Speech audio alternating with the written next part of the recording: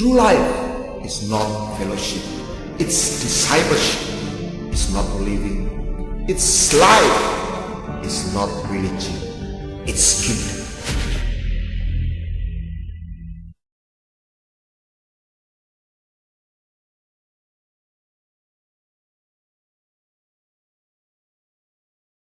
Shalom. Ketika saya mempersiapkan topik ini, saya tiba-tiba menyadari saya tidak memahami seluruhnya. Satu topik yang mungkin jarang disampaikan. Mengapa ada orang baik menderita? Mengapa ada orang baik-baik mengalami hal yang tidak baik? Ulangan 30 ayat 19. Jadi kembali mulai dari topik ini.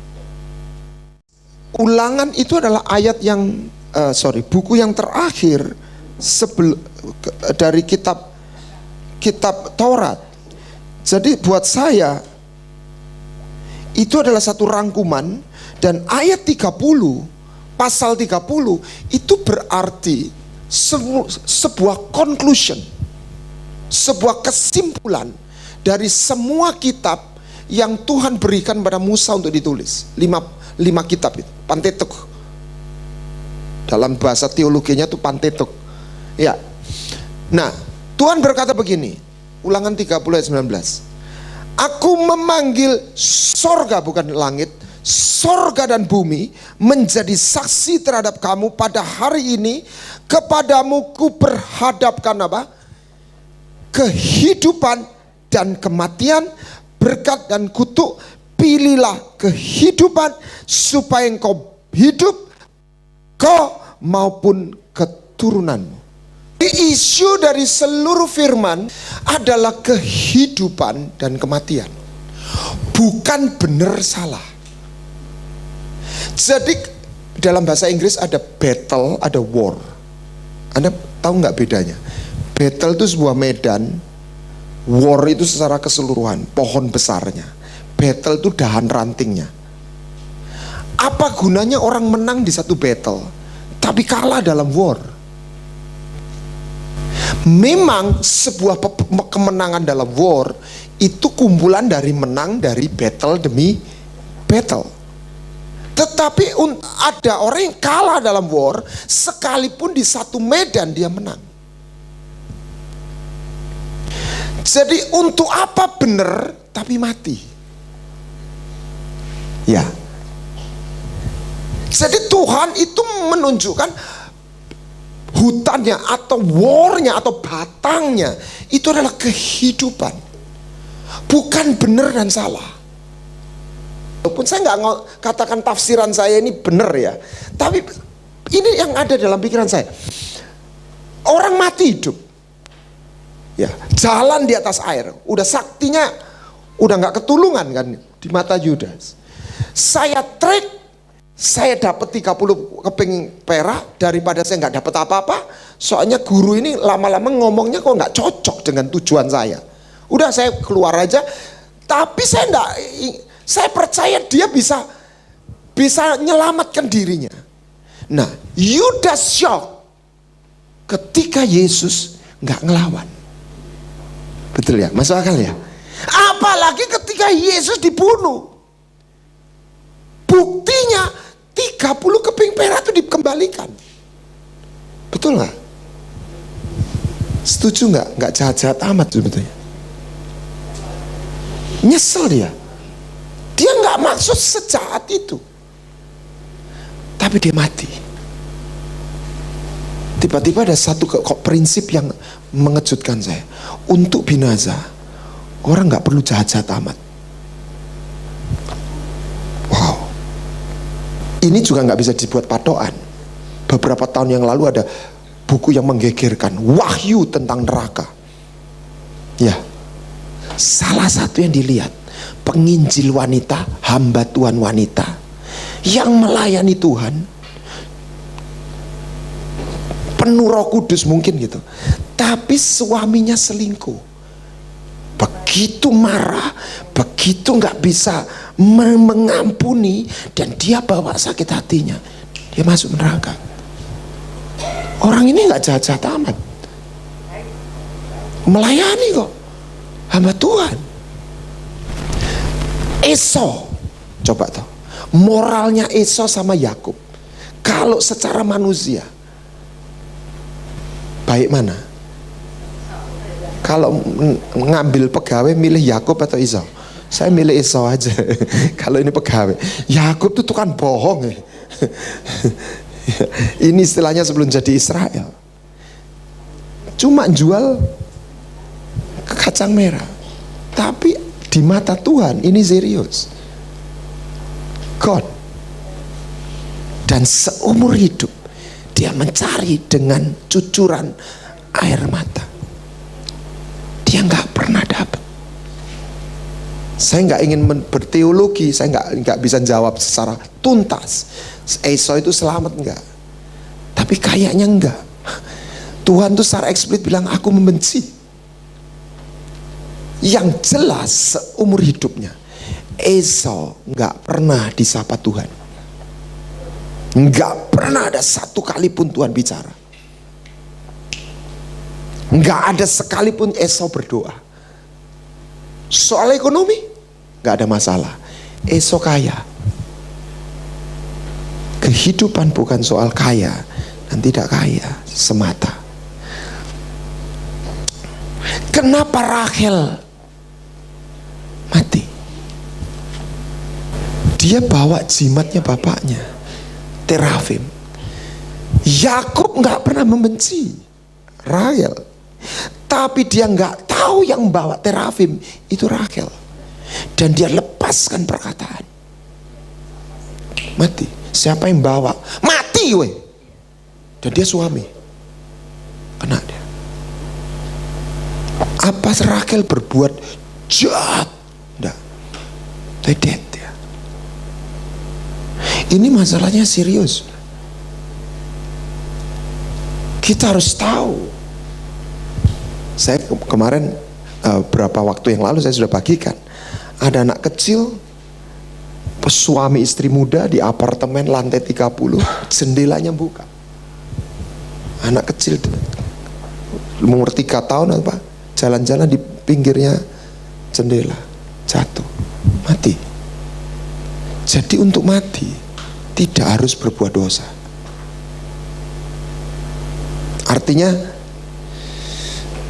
lihat, maut berkuasa dari zaman Adam sampai zaman Musa juga atas mereka yang tidak berbuat dosa. Bukan tidak berdosa, tidak berbuat dosa. Yesus datang supaya engkau menemukan kehidupan. Wow. Bukan jadi orang baik semata, menemukan kehidupan. Jadi setelah manusia jatuh dalam dosa, maut masuk, sehingga alam maut itu melingkupi bumi. Pak, bukankah kita hidup di dalam alam kasih karunia? Ya, tapi bukan berarti mautnya nggak ada. Pesawat terbang itu terbang. Besi ini tidak tertarik gaya gravitasi, bukan karena gaya gravitasinya tidak ada, karena tidak berkuasa.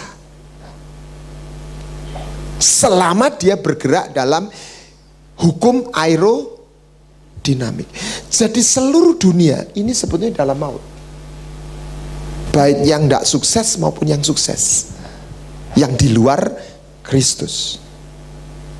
Makanya kita ini yang pasti tidak boleh berhenti percaya Yesus, tetapi di dalam Kristus. Sebab di dalam Kristus kita akan bergerak dalam hukum roh dan kehidupan yang mengatasi hukum dosa dan maut. Maut dan dosa ini gandengan. Oke. Ini termasuk yang tidak berbuat dosa. Baru ini saya nggak bisa sebutkan namanya. Seorang hamba Tuhan punya adik sudah meninggal.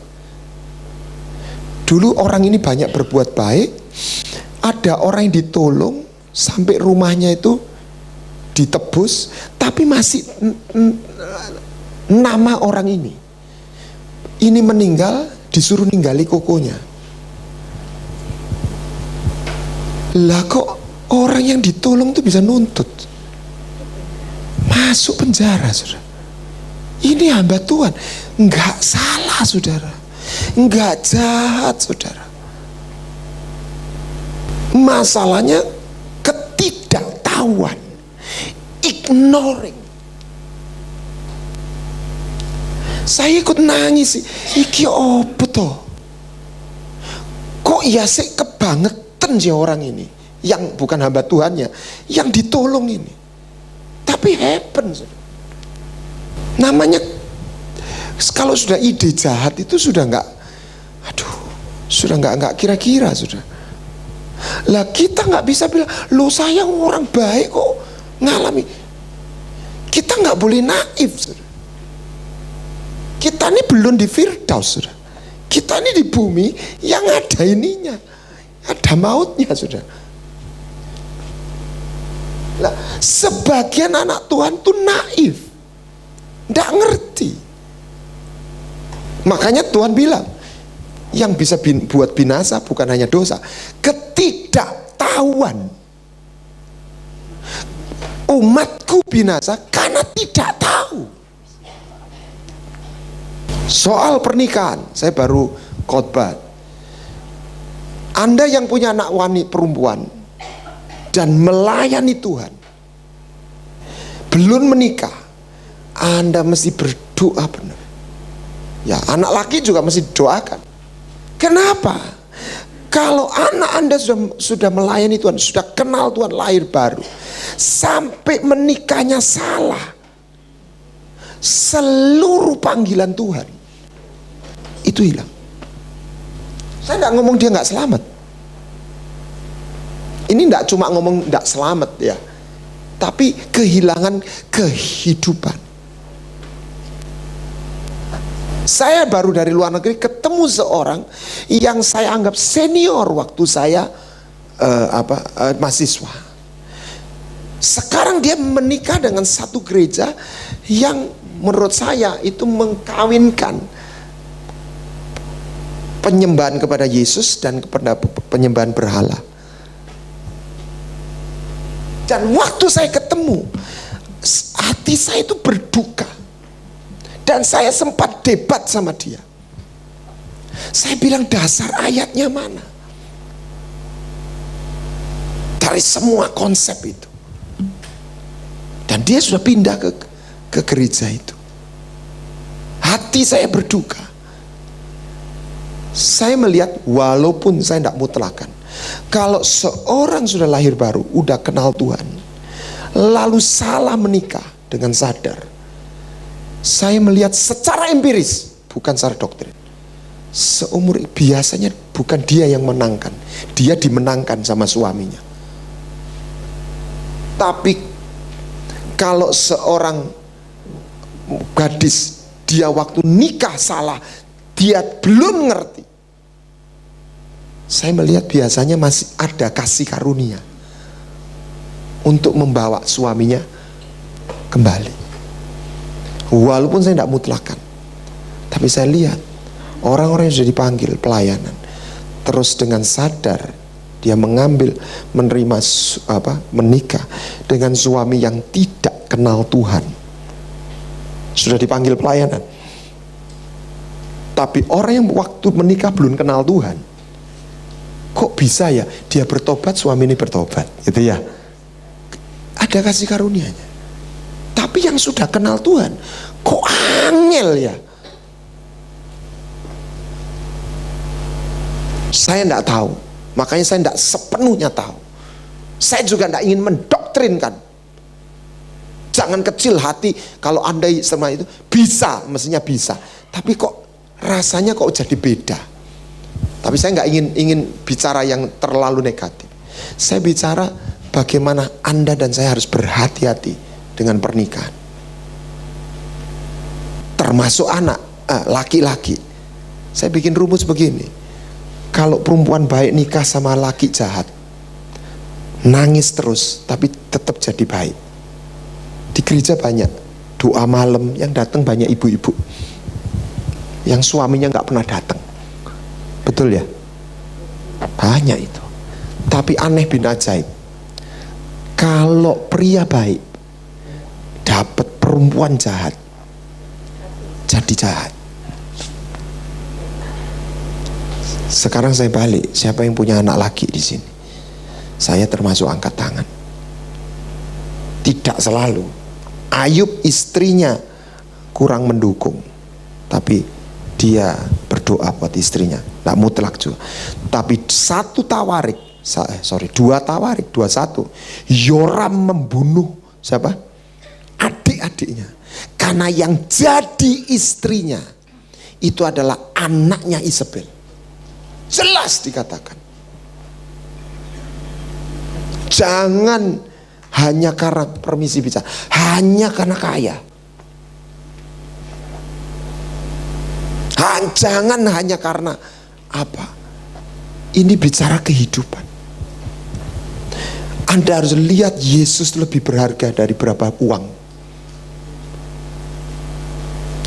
Waktu Tuhan bicara gereja, secara implisit sebenarnya Tuhan menghadapkan dua alam ini. Dan Tuhan menjanjikan gereja itu berkuasa sama alam maut. Nah, masalahnya pijaannya yang harus dicabut, lalu pintunya harus ditutup. Untuk itu Anda harus punya kuncinya, ngerti kuncinya. Ketika Yosua kalah perang, dia tanya Tuhan, dengan kata lain dia minta kuncinya. Di mana? Kunci kerajaan sorga. Satu lagi yang ketinggalan, 1 Raja-Raja 14. Sebaliknya ada orang yang mengalami hal yang negatif, tapi sebetulnya itu kebaikan. Jadi memang nggak bisa dikodai. Siapa dia, Pak? Anaknya Yerobeam. Itu secara eksplisit Tuhan ngomong sendiri. 1 Raja-Raja 14 ayat 10. Yerobeam itu dapat warisan 10 suku. Yerobeam itu yang merontak, lari dari Salomo sampai Salomo mati. Dia kembali dapat 10. Tapi Tuhan bilang kamu tuh bikin patung dan sebagainya. Itu penyembahan battle di situ, lembu emas. Itu mulai dari Yerobeam. Maka aku menyelenyapkan, ayat 10, menyapu keluarga Yerobeam seperti orang menyapu tai sampai habis. Inilah tidak kebangetan Tuhan tuh tidak ngomong kayak gini. Ini orang ditinggikan Tuhan. Nah, ayat 11, setiap orang daripada Yerobeam yang mati di kota akan dimakan anjing, dan mati di padang akan dimakan burung di udara. Sebab Tuhan yang mana? Tetapi bangunlah dan pulang ke rumahmu, pada saat kakimu melangkah masuk kota, anak itu akan mati. Jadi ini anaknya Yerobeam. Istrinya nyamar datang ke Nabi Ahia. Saya lupa namanya siapa. Seluruh Israel akan meratapi dia dan menguburkan dia. Sebab hanya dialah daripada keluarga Yerobeam yang akan mendapat kubur. Sebab di antara keluarga Yerobeam hanya padanya lah terdapat sesuatu yang baik di mata Tuhan. Jadi ini kebalik. Ini mati karena dia disayang Tuhan. Jadi memang kita tidak bisa selalu bilang orang meninggal itu negatif. Tetapi yang kita perlu tangkap, semua itu ada hitungannya. It's not by accident. Apalagi orang yang sudah dikenal Tuhan, atau orang-orang yang ditinggikan Tuhan, nggak ada yang kebetulan. Nah, kita harus dapatkan kuncinya, sehingga kita tidak harus mengalami atau kita bisa keluar dari satu keadaan yang tidak seharusnya. Lain kalau kehendak Tuhan. Amin. Kalau itu Anda jadi anaknya Yerobeam, ya sudah, nggak usah diobatkan. Memang mati untuk kebaikan. Kenapa? Karena sak keluarga itu rusak. Nah, dia dipanggil supaya dia tidak terkontaminasi. Oke, konflik dua kerajaan. Kita mesti ngerti keberadaan Tuhan bekerja, mengerjakan segala sesuatu untuk kebaikan bagi mereka yang mengasihi, yaitu mereka yang terpanggil. Oke. Nah, kerajaan sorga itu diserang, perang. Kerajaan sorga diserong dan orang menguasainya. Violent, bukan orang. Violent, kuasa, tidak menguasainya. Kalau aku mengusir sebaliknya, kalau aku mengusir setan dengan kuasa Roh Kudus, kerajaan sorga sudah. Saudara, peperangan kerajaan Allah dan kerajaan maut itu tidak semudah membalik tangan. Baru-baru ini di Bali, saya diundang oleh seorang pakar seberang, pakar tentang kepercayaan seberang. Orang Pakistan, siapa sih namanya, doktor siapa, dia punya 2 doktor, dia pernah jadi penasihat NATO di Afghanistan. Dan dia cerita bagaimana strategi tren yang terjadi di global ini.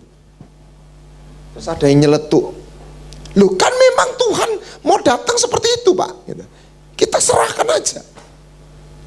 Sampai dia itu bilang ini, saya itu ya percaya mujizat, tetapi bukan berarti kita ini pangku tangan. Apa yang terjadi di Papua? Jadi tidak otomatis kerajaan sorga itu menang secara otomatis. Karena Tuhan tuh butuh channel. Tuhan tuh unlimited, tapi channelnya itu limited. Saudara, kalau Anda tur rohani, Holy Land, tapi salah tujuan kedua kemana? 7 gereja tuh, yang 7 jemaat itu di Turki. Itu kalau Anda lihat, itu sebuah kenyataan. Itu semua daerah itu sudah jadi mayoritas. Nangis nggak? Kita ini jangan naik. Oh Tuhan perang, Tuhan tenang aja. Saya nggak percaya. Itu bicara secara global, secara negara, secara keluarga, dari yang makro sampai yang mikro. Anda jangan cuma pasrah, Anda harus meminta pijaan kuasa kerajaan sorga. Anda dan saya harus tahu cara perangnya, walaupun memang juga ada waktunya. Anda tidak dipanggil untuk menyerah sama nasib loh. Sebagian orang terjebak paradigma, nyerah sama nasib itu rohani. No. Baca Alkitab baik-baik. Yesus tuh dobrak setan.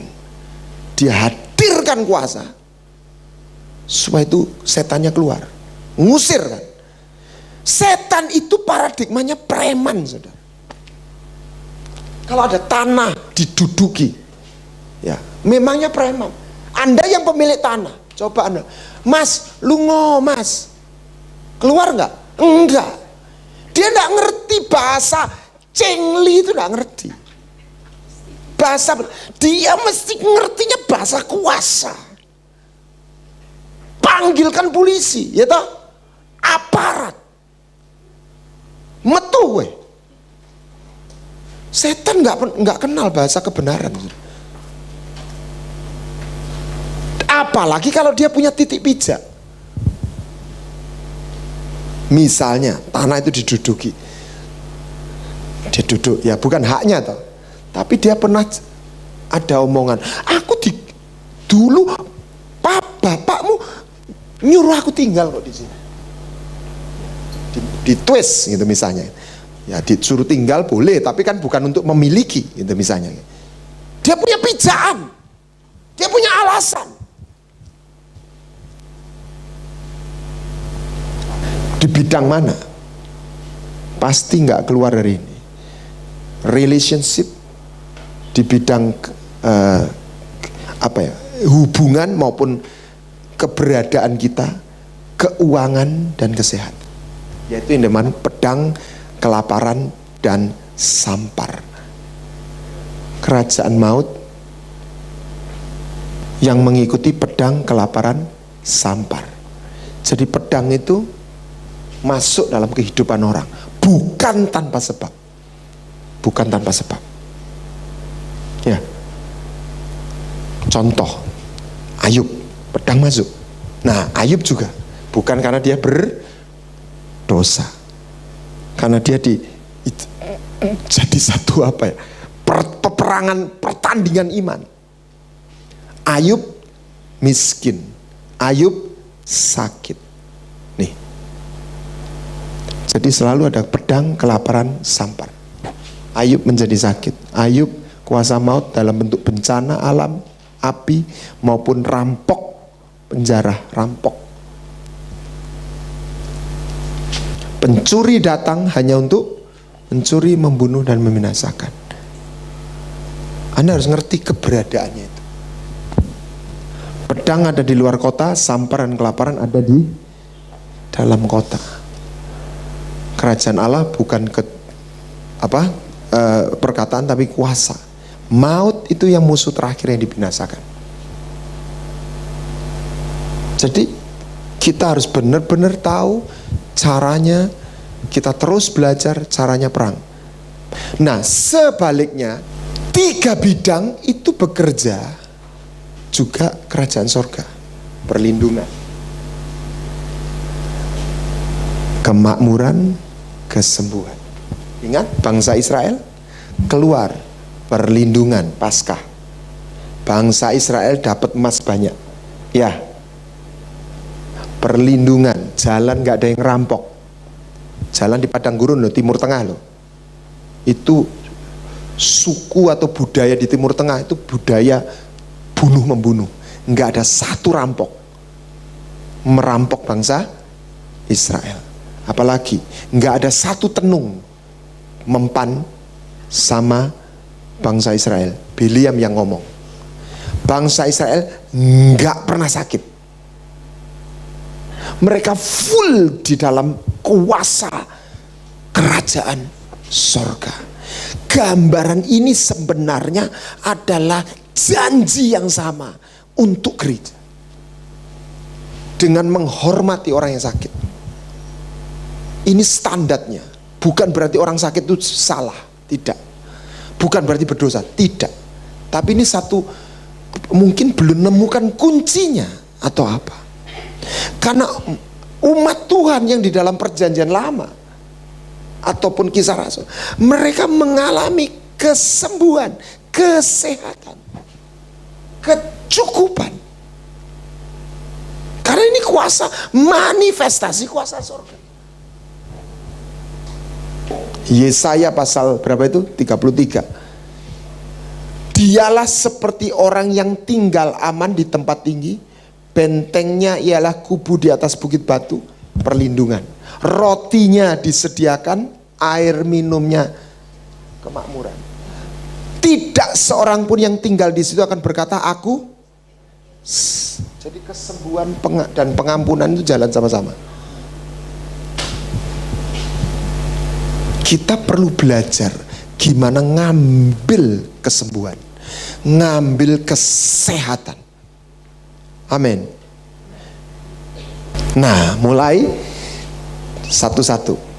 Ternyata Daud orang pilihan Tuhan ngalami 3 ini: pedang, kelaparan, sampar. Dan semuanya masuk bukan tanpa sebab. Pedang masuk karena Daud berzina. Bukan tiba-tiba. Kenapa Tamar diperkosa? Kenapa Amnon memperkosa Tamar? Kenapa Absalom membunuh Amnon? Semuanya itu ada pintunya. Bahkan yang Tuhan bilang pedang tidak akan menyingkir dari keturunanmu. Yang saya belum paham, kalimatnya seolah-olah Tuhan yang melakukan. Tetapi waktu Paskah pun saya percaya bukan Tuhan secara langsung, tapi maut yang dilepas.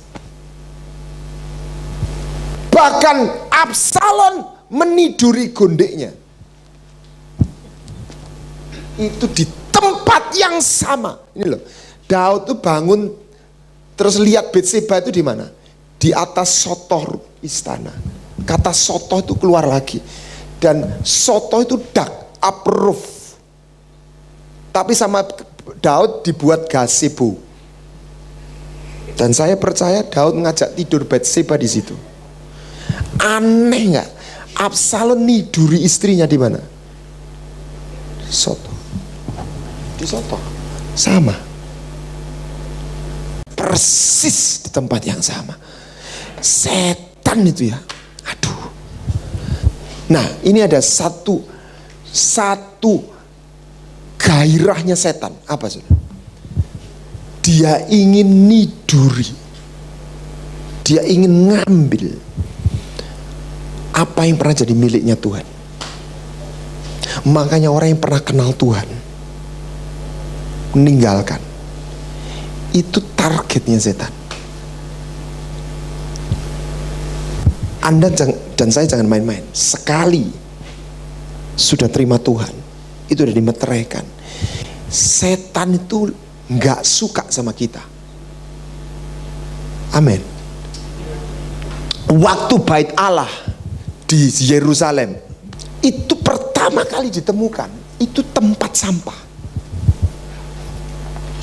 Tahun berapa itu? Tempat sampah. Sebab orang Israel sudah, Yahudinya sudah diaspora, terus di situ ada orang pendatang dan perang salib dan sebagainya. Itu akhirnya jadi tempat sampah. Walaupun sudah dilupakan, saya percaya masa orang itu yang nggak tahu bahwa itu bait Allah.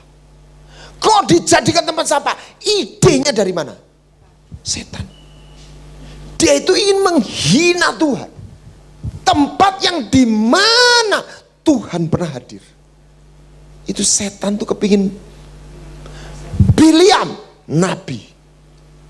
Lihat, nubuat. Set. Dia mati sebagai apa? Secara khusus dikatakan tukang tenung. Jadi kapan shiftnya? Dia jadi, kalau ini nggak meden-meden nih. Kalau pendeta tetap ngisi, nubuatnya jalan. Sumbernya lain. Ini yang susah. Hamba Tuhan yang udah ninggalin Tuhan, tapi sudah masuk di profetik, udah karunia. Rohnya beda, sumbernya beda. Kelihatannya masih hebat. Jadi apa yang ditinggal Tuhan langsung disikat sama setan. Ini gambarannya istrinya Daud. Daud gambarannya adalah Kristus. Gondeknya ini ditinggal, ditiduri sama Absalom. Orang yang pernah intim sama Tuhan, sama setan mau dimasuki kalau dia ninggalin itu. Wow. Karena setan tuh nggak senengnya, bencinya sama Tuhan. Cuma dia nggak pernah bisa melawan Tuhan langsung, karena dia takut dan nggak mungkin menang. Jadi yang disikat itu anaknya, gambarnya, rumahnya. Karena dia nggak bisa nyakiti Tuhan langsung, tapi dia bisa nyakiti Tuhan lewat sesuatu yang dicintai Tuhan, orang yang dicintai Tuhan, tempat yang dia mau hadir. Betul nggak? Absalom menyakiti hati Daud ketika dia niduri istrinya. Dia hina Daud, nggak bisa secara langsung, tapi dia hina dengan meniduri istrinya. Oke. Itu pedang. Nah, Daud berkata, Daud orang yang ngerti pengalaman pernah salah. Makanya dia bilang, dia melindungi aku pada pondoknya pada waktu bahaya, ia menyembunyikan aku dalam tempat persembunyian di kemahnya. He hide me in the secret place of his tabernacle. Jadi pedang itu apa? Kalau udah masuk, protection. Jadi kita mesti masuk dalam perlindungan Tuhan. Caranya apa? Merendahkan diri, mencari wajah Tuhan. Dia menyembunyikan aku dalam tempat persembunyiannya. Setelah itu maka tegaklah kepalaku mengatasi lawan. Jadi harus masuk dulu. Jadi begitu ada persoalan pedang masuk, ibu-ibu, Anda langsung masuk kamar. Ini setelah teknis. Tutup pintu kamar, sembayang, nyembah dia, menjerit sama dia, dan tanya kenapa. Kenapa? Daud lolos, lewat, karena dia tahu kenapa. Dan dia tidak pernah balas nuding pihak-pihak yang secara moral, secara keadilan itu mengkhianati dia. Dia tahu itu datang karena celah masuk, celah terbuka.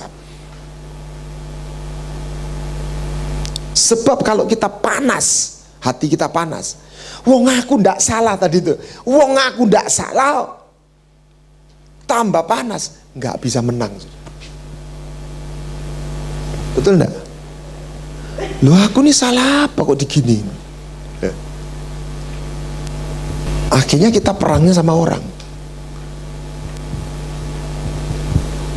Nah ini Mazmur 91, lihat. Ini perlindungan dari sampar, dari bahaya. Dia duduk dalam lindungan yang maha tinggi. Mazmur 91. He who dwell in the secret place. Ini kata secret ini hilang bahasa Indonesianya. Secret place, in the presence of the Holy Spirit. Secret place. Haleluya. Nah, gimana orang Israel keluar? Luput. Nah ini tidak membiarkan pemusnah masuk. Ini berarti ini maut ini. Karena ada tanda darah. Ini secret place. Anda harus tinggal di Goshen. Anda harus tinggal di satu rumah yang ada tanda darahnya, satu tempat. Nah, tanda darah itu batas teritorial. Dan setan gak pernah punya visa. Dia gak bisa entry lewat border. Dia gak bisa pass through. Makanya disebut pass over. Lewat. He cannot touch you. Nah, Anda harus tahu caranya. Dwelling in the secret place of the Most High. Daud adalah orang yang menghadapi bahaya, tetapi maut tidak bisa menyentuh dia. Pedang gak bisa menyentuh dia. Nah ini rahasianya, jurusnya diajarkan. Dia yang menyembunyikan aku. He hide me in the secret place of his tabernacle. Karena kita tidak hidup di satu dunia yang netral. Ada kuasa maut yang eksis di dalam dunia ini. Anda harus tahu caranya perang. Nah, setelah lewat semuanya, maka Daud bisa bersaksi, Tuhan Allah Israel telah mengaruniakan apa? Keamanan. Jadi peace itu turun. Sehingga waktu Salomo jadi raja, nggak ada musuh di luar kecuali internal Adonai, tapi Adonai disingkirkan. Semuanya peace, nggak ada musuh. Karena Daud sudah melewati proses itu, pedang itu lewat. Sehingga rukun. Kerukunan itu tidak otomatis. Anda harus menabur, menutup celah-celah sehingga setan tuh nggak masuk bicara. Kalau saya marahi anak saya perlu mengambil waktu untuk menjelaskan sampai dia ngerti. Kalau dia nggak ngerti, walaupun marah kita ini benar, dia nggak ngerti, dia bisa sakit hati. Kalau sakit hati itu celah. nggak salah, wong negurnya bener. Tapi bawa kematian sama anak ini. Nangkep sih. Jadi kita perang, kita kalau perlu, ya mungkin papa emosi, minta maaf. Bukan untuk kita menang kalah. Supaya kita memenangkan kerajaan surga.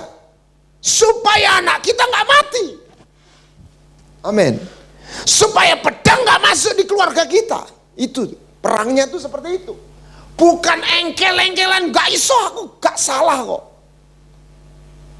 Kalau kita terus pegang gak salah, iya setannya, pedangnya yang masuk. Gitu. Yesus mengalahkan maut dengan cara dia yang tidak berdosa rela menjadi berdosa, kan gitu. Lah kita enggak sampai gitu. Kita diminta begini, kita yang tidak salah bersedia yang benar, misalnya kita enggak bener-bener ini. Ya, kadang-kadang orang Kristen juga enggak bener-bener amat merasanya bener gitu ya. Ini bener, mengampuni adalah melepas posisi saya sebagai benar, membebaskan orang yang itu dalam posisi salah. Saya tidak ngeklaim lagi saya sebenar, saya tidak lagi memblok kamu sebagai posisi yang salah. Supaya apa? Supaya saya bisa mengambil kehidupan. Kalau saya pertahankan saya benar, ya saya benar secara keadilan, tapi saya mati atau bikin dia mati, ya kan? Jadi perangnya, jurusnya itu harus tahu, saudara. Lu saya bener, misalnya sama anak saya atau sama, sudah mau pergi-pergi, apa yang terjadi? Anak saya dimakan setan, keluar dengan sakit hati, misalnya. Saya harus jelaskan, saya harus ambil, saya harus tutup celah itu. Gitu caranya. Itu perangnya. Lah untuk itu kadang-kadang kita harus merendahkan diri. Nangkap saudara? Kelaparan. Mari pedang kelaparan. Jadi Daud itu lewat menghadapi semua. Menarik ini sini. Kelaparan. Nah dalam hal ini saya sudah bagikan kan. Bukan salahnya Daud, tapi salahnya Saul. Gimana Saul itu boleh? Ada satu orang yang berdoa. Ini utang darahnya Saul, Rispa bin Alia, ya kan? Tapi gimana Daud sampai sudah menyerahkan 7 keturunannya Saul, kelaparan nggak selesai. Kapan kelaparan itu selesai? Ketika Daud berbuat baik kepada orang yang memusuhi dia. Jadi kelihatannya salah satu mematahkan kelaparan itu adalah berbuat baik, nebur.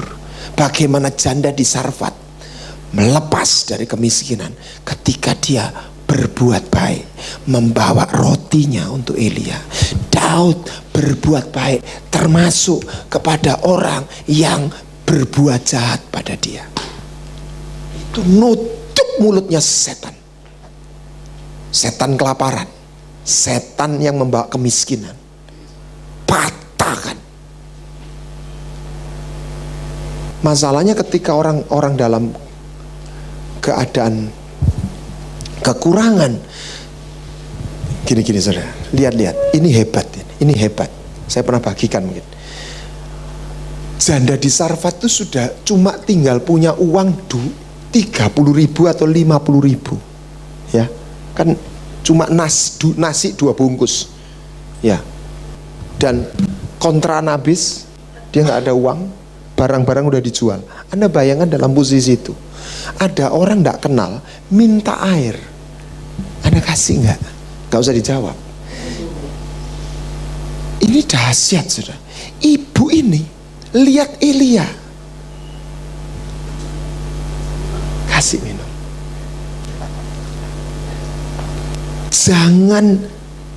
Jangan berhenti berbuat baik. Gimana Ribka terpilih? Eliezer cuma bilang, aku duduk di sini, pokoknya di antara perempuan-perempuan ini yang datangnya aku nawari air minum, itu tak kasih no. Buat jodoh nih anaknya bosku konglomerat ini. Oh, bayangin saudara, kalau Ribka nggak berbuat baik, nggak dapet itu. Kita tidak tahu saatnya kapan. Ketika Anda digerakkan, gini saudara, kalau 1 minggu aja Anda nggak ketemu orang, seorang yang Anda punya kesempatan berbuat baik, Anda minta deh, kok nggak ada yang tak berbuat baik ya? Jangan bingung dengan keberadaan diri kita. Caranya adalah sebetulnya kita mulai berbuat baik. Sadhu Sundar Singh, dia kedinginan, ada orang beku di Himalaya, dia gendong, tapi dengan dia menggendong badannya jadi panas, dia tidak mati. Amin. Dengan janda di Sarfat menolong Elia ini, justru dia dapat kunci. Dia satu-satunya perempuan yang keluar dari kemiskinan waktu zaman kekeringan, karena dia dapat kuncinya. Ayo kita ngerti di mana kuncinya. Keadaan-keadaan yang tidak seharusnya. Kalau seharusnya ya sudah. Waktu ayah saya di rumah sakit, itu paru-parunya katanya terganggu, jantungnya bagus, masuk ICU. Yang dijaga itu paru-paru. Dan papa saya sudah punya alat pemicu jantung. Tiba-tiba jantungnya tuh bisa melemah, nggak ada hujan, nggak ada angin. Kan paru-parunya masalah sudah ditopang oleh alat, sehingga paru-parunya kan kerjanya ya, secara SOP itu mau di.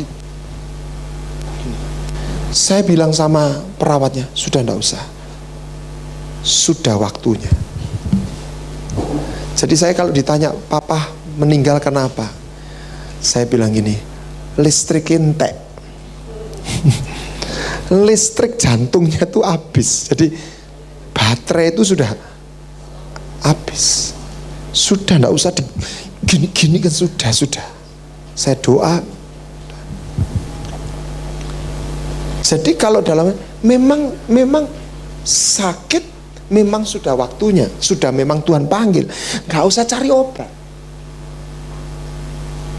Tapi secara implisit atau eksplisit, orang jangan bilang, banyak orang terjebak begini, oh sakit ini Tuhan kok, tapi dia cari obat, cari dokter. Loh, kalau kehendak Tuhan ya cari obat dia toh. Betul ya? Jangan berusaha, ikuti kehendak Tuhan, ya udah memang mati gitu toh. Memang kalau Tuhan gitu loh maksud saya. Dari situ sebetulnya kan bukan Tuhan ya toh. Walaupun Tuhan bekerja untuk kebaikan gitu loh. Oke. Ini kelaparan. Sudah ya, saya sudah cerita, janda di Zarfat. Sampah. Jadi 3 ini ngadepi dia. Iblis bangkit melawan orang Israel, membujuk Daud. Cuma ngitung. Ngitung pasukan ya. Mana ini? Suruh ngitung. Tapi itu jahat di mata Tuhan. Yang kena siapa? Rakyat. Saudara, hati-hati di bawah kepemimpinan. Itu gak main-main. Ini rakyat gak ikut-ikut. Daud sadar, karena ini bukan kesalahan mereka, sebab ini kesalahanku. Nah terus suruh milih. Milihnya pedang, kelaparan, sampar. Ayo mau apa? 3 tahun kelaparan, 3 bulan diuber musuh, atau 3 hari sampar. Itu disebut pedangnya Tuhan. Saya dalam hal ini tidak ngerti sebenarnya, karena itu ya malaikat Tuhan yang datang.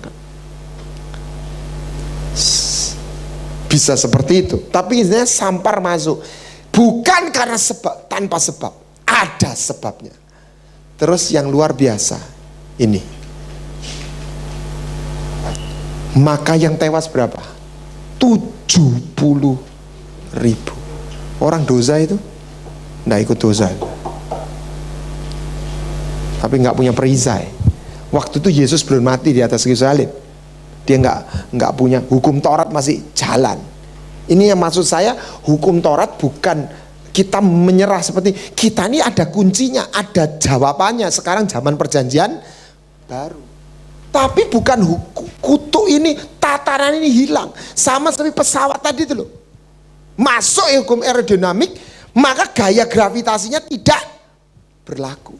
Lah pesawat itu turunnya gimana? Kurangi aja kecepatan, turun sendiri. Ya toh? Oke. Tuhan bilang, Tuhan menyesal, cukup. Ya toh? Sudah. Lah Daud, ini kunci. Tuhan, aku yang salah. Jangan mereka. Engkau hukum aku. Dan Tuhan ketika pemimpinnya ini bertobat, menunjukkan jalannya. Apa? Korban perdamaian. Dia datang ke tempat pengiriannya Ornan, orang Yebus. Dia nggak mau gratis, bayar, dia beli, ya, korbannya, kayunya, tanahnya dia beli. Ketika dia mempersembahkan korban, api turun dari sorga.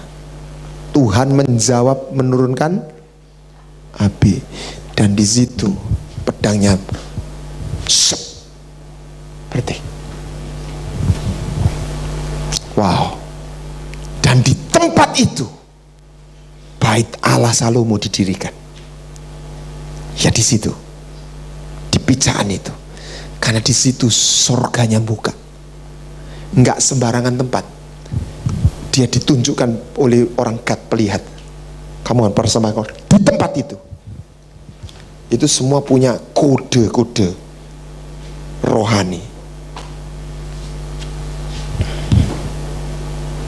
Anda harus bisa konversikan dalam kontekstual perjanjian baru. Bukan berarti kita harus berdoa di Yerusalem, bukan, ya kan? Oke. Dwelling places, tempatnya. Dosa Sampar, Naaman bagaimana lepas, merendahkan diri, macam-macam. Jadi pokoknya ada tindakan iman yang Tuhan tunjukkan. Selep, kuncinya kena, set, lewat. Lah kita ini perlu ngerti tiap keadaan kuncinya di mana, kuncinya di mana. Tapi ya termasuk harus tunggu, ada waktunya. Bukan berarti ada waktunya. Tapi kita harus ngerti kuncinya di mana. Gimana Tuhan memulihkan keadaan Ayub? Setelah dia mengampuni, berdoa kepada saudaranya, sahabatnya yang sudah nyakiti dia. Ini kuncinya, salah satu pengampunan. Mesbah, saya belum rangkum secara tuntas gimana ini secara spesifik, tetapi saya melihat beberapa poin. Pengampunan itu mutlak. Daud tidak sakit hati, beda dengan Saul. Dia membalas, bunuh kanan, bunuh kiri. Daud enggak. Pedang enggak bisa melawan pedang. Ya.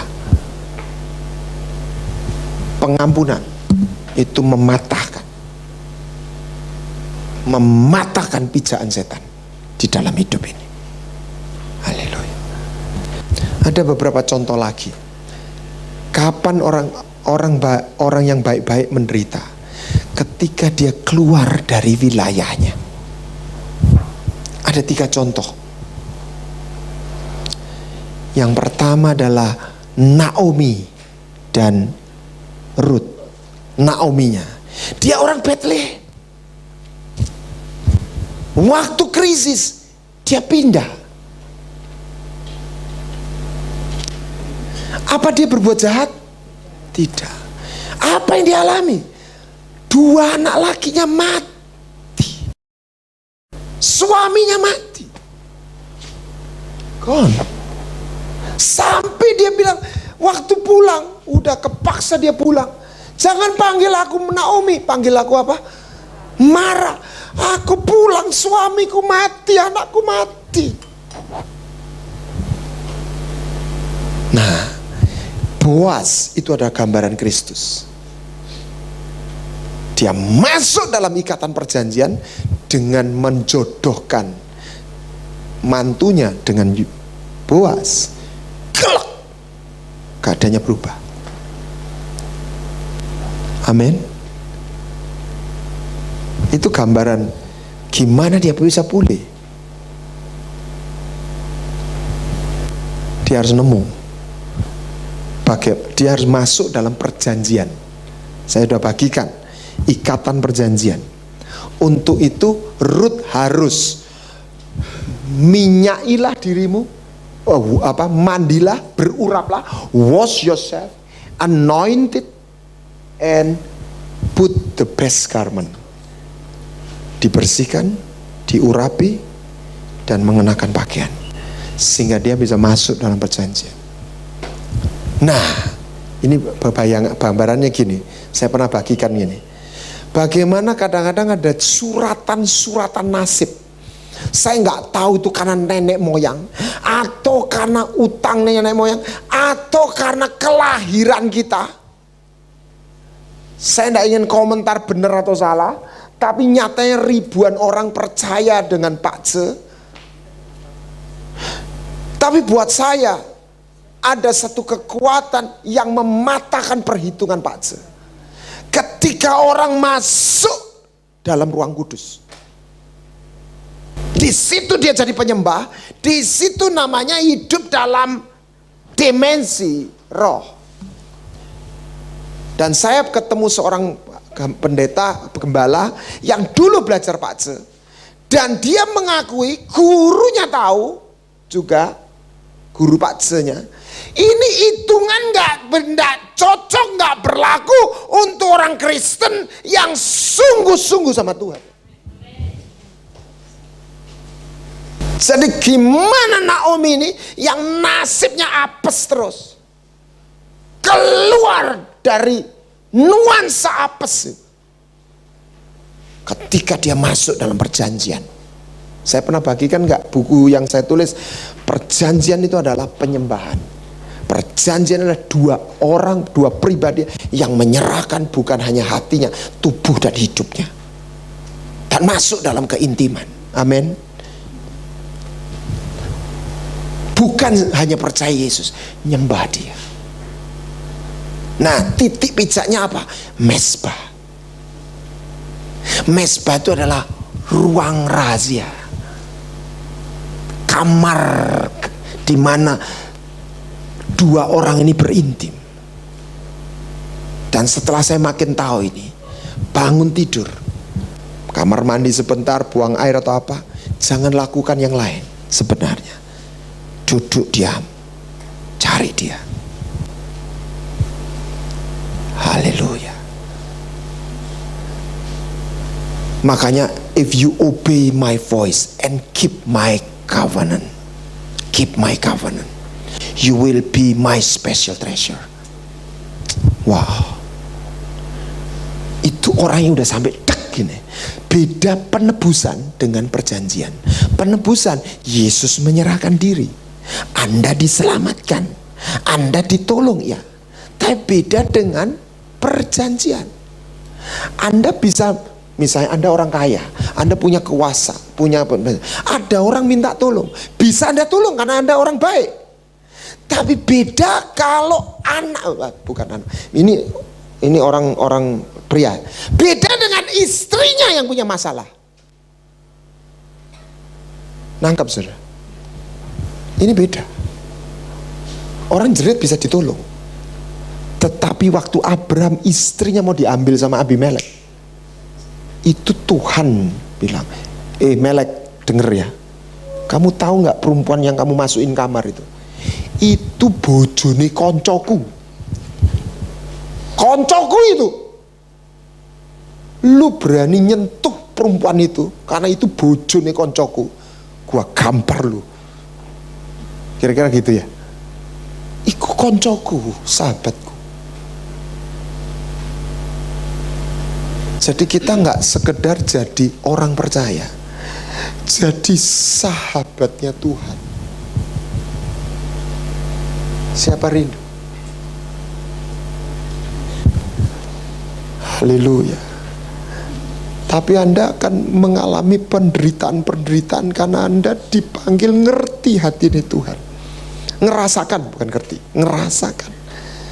Untuk itu Anda harus punya mezbah. Nah, ukurannya ibadah itu bukan banyaknya pelayanan. Ukuran ibadah itu ada mezbah nggak dalam hidup kita. Tandanya orang Israel beribadah atau enggak itu bukan perayaannya, mezbahnya terpelihara enggak.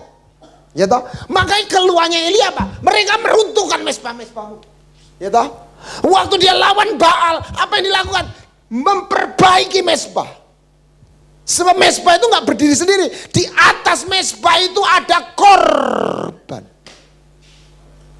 Sebetulnya filosofinya orang Chinese itu sudah betul. Makanya anak yang berbakti itu punya YOLO. Ya, YOLO itu apa? Abunya nenekmu. Kita ini harus punya tanda petik YOLO itu, tapi di gini. Bukan nyembah nenek moyang maco kongco. Bukan pakai wish itu. Jadi itu harus dipelihara. Tiap hari diganti. Itu loh mezbah. Nah di situ akan mengundang kehadirannya. Karena dia tidak hadir sembarangan. Dia hadir di poin ada mezbah. Dan di tempat yang dia suka. Makanya jadikan aku Tuhan rumah doamu. Saudara, kalau Anda mengalami yang macam-macam yang enggak enak, satu, sudahlah, kejar satu. Kalau Anda menjadi harta kesayangan Tuhan, saya percaya apa yang Anda dapat lebih daripada yang didapat konglomerat. Haleluya. Masalahnya kita lihat Tuhan itu sebagai harta atau enggak. Sebagian orang melihat Tuhan itu bukan harta, alat untuk mencapai sukses. Itu bahaya sekali. Sebab kalau orang itu sudah sukses, dia akan buang Tuhan. Sukses kok, betul enggak? Tuhan itu awal dan akhir. Dari Yesus, bersama Yesus, dan bagi Yesus. Amin. Sebab arti hidup kita adalah ketika Yesus hadir. Kenapa Daud kok bisa menang? Karena dia tidak menganggap kedudukan itu sebagai tujuan akhir. Saul menganggap kedudukan sukses jadi raja itu sebagai sesuatu yang harus dipertahankan. Betul ya? Mati dia. Oke. Naomi selamat. Lot, kenapa dia hancur? Karena dia berada di luar areanya. Dia sebenarnya tidak harus tinggal di kota Sodom dan Gomora. Dia lihat itu subur. Satu lagi yang beberapa kali saya bagikan, Yonatan perang di satu peperangan yang tidak disertai Tuhan. Karena pemimpinnya tidak disertai Tuhan. Dia mati bersama Saul. Dia orang baik, dia mati. Tuhan berkata, aku memanggil sorga, bumi. Itu semua ada tatanannya. Menjadi saksi, ada hukumnya, ada prinsip kehidupan. Tuhan yang buat. Haleluya. Lah kalau keliru, pawis kadung keliru, minta kasihkan seperti Naomi. Ketemu Yoas, balik keadaannya. Ya. Amin. Haleluya. Karena di dalam dia ada kasih karunia. Kita udah salah sama kebenaran, minta kasih, minta perkenanannya. Dan saya melihat orang yang minta bener, dan saya kok lihat dengan sifatnya Tuhan ya, dikasih saudara. Minta makanya minta ketoklah, carilah. Amin. Haleluya. Semoga ini memberi satu wacana sehingga kita ini tidak jalan kayak orang bodoh naif, ya toh. Kita ini kayak orang itu, kayak orang bela diri gitu kalau jalan. Dia punya radar, dia waspada, dia harus mana yang ya. Jadi celah mana cepat ditutup. Hubungan harus di-maintain, dipelihara, khususnya sama keluarga. Kalau enggak itu memberi celah. Saya pernah datang sama anak saya, kok yang kecil, dia pasang muka cemberut terus sama saya. Berapa hari, sekian tahun yang lalu, saya tanya, C, kenapa kamu marah sama papa ya? Diam aja dia. Gini aja C, kamu boleh ngomong apa saja, curahkan hatimu, papa janji gak marah. Ngomong dia, papa gini. Kalau buka pintu lupa nutup. Apa. Ini zaman kuali, papa minta maaf sama anak. Jadi saya bisa saya jelaskan. Maksud papa enggak begini. Yang saya salah, saya bilang, ya papa minta maaf. Dan setelah itu dia jalan. Jadi itu untuk menyelamatkan anak saya. Bukan untuk sekedar, oh saya cinta. Ya itu ya, tapi bukan, ini perang. Sebab kalau dia mencemberut terus, tak, itu setan bisa. Jadi Anda awasi. Amin. Haleluya. Nah, khususnya kita yang sudah jadi imam. Anggota yang lain belum. Anda yang harus berjaga-jaga. Imam itu orang yang punya ability untuk connect dengan surga. Makanya Tuhan bilang, terimalah Roh Kudus. Siapa yang mbok tahan dosanya, tak tahan. Siapa yang kau mintakan ampun, tak ampuni. Jadi kalau Anda seorang imam, bukan karena punya pendeta, surat, enggak. Tuhan, anointing, you worship Him, you live in the presence of God, you are priest. Apa tandanya? Engkau diurapi. Salah satu privilege seorang imam, kalau engkau imam, satu keluargamu ada yang berdosa, kau bisa mintakan ampun. Aku bow down, aku sujud di hadapan Efesus pasal, di mana setiap turunan di bumi ini menerima namanya. Bahasa Inggrisnya, the whole family on the earth is name. Jadi keluarga demi keluarga. Tuhan cuma butuh satu orang, 2 lebih baik, 3 lebih baik. Tapi adalah satu aja seperti Rizpa bin Alia yang belum bertobat di keluarga itu, ikut dengan caranya untuk menerima pengampunan, diselamatkan. Tapi harus ada orang berdoa. Dan ini mematahkan, mesbah itu mengundang kehadiran Tuhan, mematahkan kutuk-kutuk itu. Nah, kembali, salah satu syaratnya, kita harus melewati dan bersedia mengampuni anggota keluarga itu. lebih dulu sebelum kita jadi pendoa syafaat. Kalau enggak, doa kita enggak akan naik. Padahal dalam realitanya ya kita loro hati ya di loro itu gitu kan. Nah ini dilemanya seperti ini.